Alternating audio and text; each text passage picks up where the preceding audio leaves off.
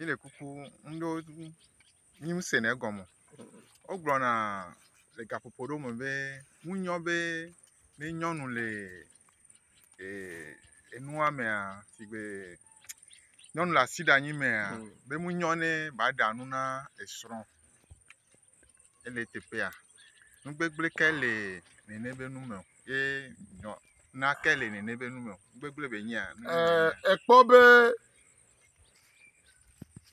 ehuma yi ke kona le nyɔnu tia elabe ele sibe o vidage o de le yame edi ma de le me ya ante we be wa te wa o amegbeto abe wa te wa jame tani nyi be edi ma vanchi kwa meko tane ta onu soa epodi yeta obe ma danu adu ne vone nkeke ton la some wa ho fafla hafi yeta me so gbara be eti gboto blema to do hokun ne do la pe me ga ma no ne half period alo passer ga no fuma avo nu yo pete za le fuma avo ko pete za kple nu danua ne vo wa nya avo mo pete wa na fle aflaze la dasi me afi agere soro me khome vo ni nye be vule nchi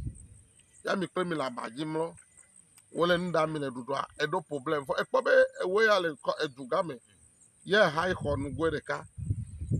ya esoro half a period le me ni nye be seme na wa we ya va mlo anyi gbalo alo ya ne mlo abaji ne na so ere me le na so pora na ko so mi kli do me vo ne fi kele ye kpachima le a di kpachima ke ze wo ma adre ameton ne fi mlo le na dere anyi gbale na ko so mi kli do me ke edi popo ama ba o vo mi amlo hore kame